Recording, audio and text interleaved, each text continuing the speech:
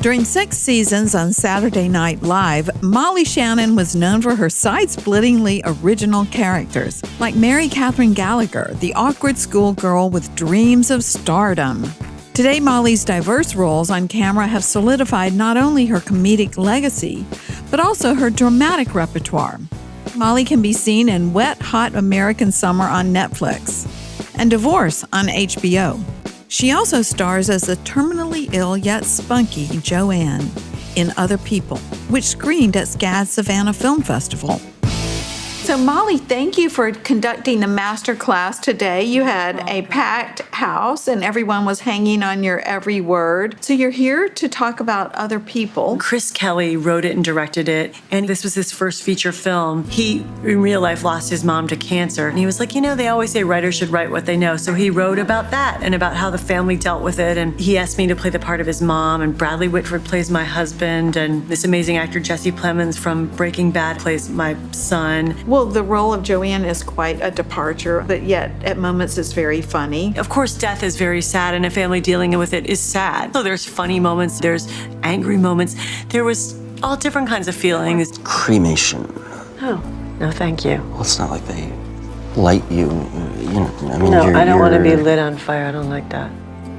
I don't like camping, and I don't like fires, and I don't want to be personally lit on fire.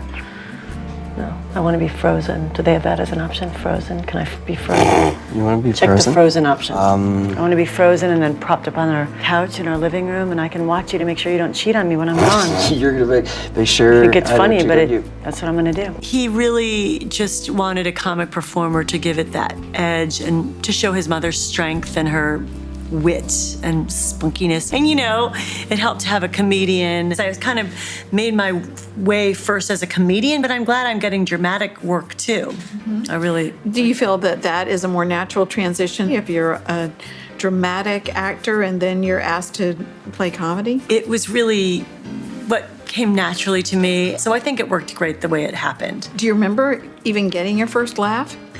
I do. I love that question. I was at my friend Amy Wall's house, and Mom was making chicken cacciatore, and she said, I'm making chicken cacciatore for dinner, and the whole family was sitting around, and I was little, but I said out loud in front of everyone, I was like, I'll have a chicken, but I don't want any of the cacciatore. And I knew it was a joke, but it was my first joke that I told out loud, and the whole family laughed, and they were like, Molly's funny. It was like I took a chance by saying that little joke, it's like a kid's joke. But I remember being like, oh, I like this.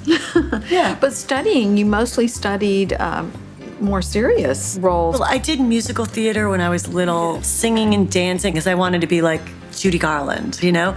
So I kind of initially came to New York City and I would go into agent's office, sing a song to try out. I'd say, Chicago, Chicago, that title in town. And I auditioned for this manager, Barbara Jarrett, and I got on the desk, you know, for the reprieve. And she was like, you got it, kid. And she signed me. So it was like an old-fashioned start.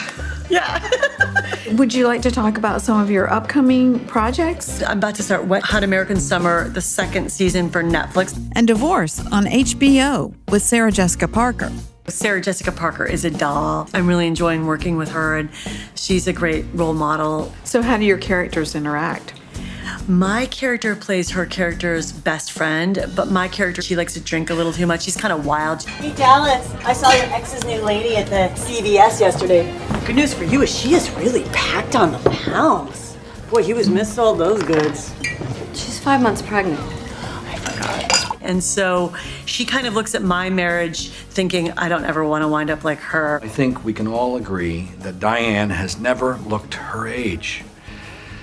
Till this year, sadly, when it all just kind of came crashing down on her. Which catapults her to looking at her own marriage. It's a really interesting show. You're so creative and inspiring. What inspires you? I have a lot of friends who are writers and people that create original television shows. I have so much respect for them. But then I like performers too, like Kristen Wiig, Kate McKinnon, Bryan, all the girls on SNL currently. I think they're so talented. With your interest in writing, how has that informed your own efforts at writing? When I first got to Saturday Night Live, I thought, oh my God, this isn't a writing job. And I was like, uh-oh, maybe I'm in over my head. Now, I had done my stage show, and of course, I'd written all my own material, but I would just write it orally in my head. But I never really wrote it out formally. When I got to Saturday Night Live, I really had to formalize my writing. I remember hearing them all typing, and I was like, oh no, I was crying. I was scared. I thought, I'm gonna get fired.